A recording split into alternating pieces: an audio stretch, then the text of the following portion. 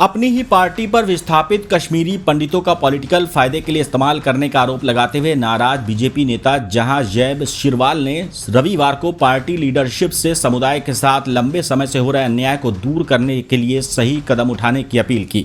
पिछले साल अप्रैल में कांग्रेस छोड़ने के बाद बीजेपी में शामिल हुए शिरवाल ने कहा, ये समुदाय बीजेपी के लिए सबसे मजबूत फिर भी बिना पैसे वाले, बिना पहचाने और बिना पहचाने कैंपेन करने वालों में से रहा है। बीजेपी लीडरशिप ने पॉलिटिकल फायदे के लिए पार्लियामेंट में उनकी तकलीफ का 500 से ज़्यादा बार जिक्र किया है और हर पॉलिटिकल दुश्मन के खिलाफ एक टूल के तौर पर इस्तेमाल किया है। उन्होंने कहा कि मैं पार्टी लीडरशिप से कश्मीरी पंडित समुदाय के साथ लंबे समय से हो रहे अन्याय को दूर करने के लिए पक्के और सही कदम उठाने की अपील करता हूं।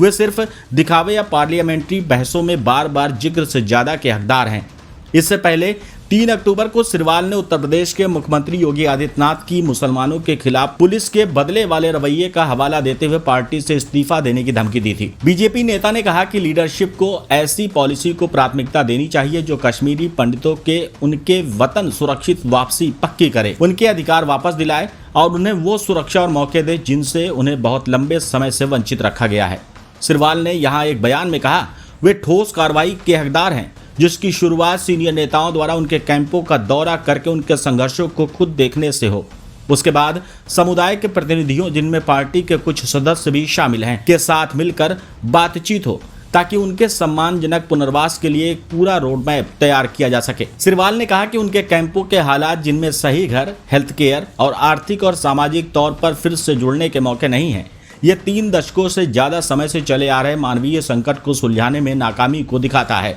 कश्मीरी पंडितों के जाने को गहरी मानवीय त्रासदी बताते हुए उन्होंने जोर देकर कहा कि यह सिर्फ एक आर्थिक मुद्दा नहीं था। शिरवाल ने बयान में कहा कि परिवारों को उनके घरों से निकाल दिया गया, उनकी सांस्कृतिक और आध्यात्मिक विरासत को उखाड़ फेंका गया और उन्हें अपने ही देश में देश निकाला में रहने के लिए मजबूर किया गया और अपर्याप्त सुविधाओं और अनदेखी वाले कैंपों में दशकों तक मुश्किलें झेलनी पड़ी। उन्होंने समुदाय की शिकायतों को दूर करने या उनके पुनर्वास की दिशा में काम करने के लिए उनके साथ सार्थक बातचीत की कमी की निंदा की।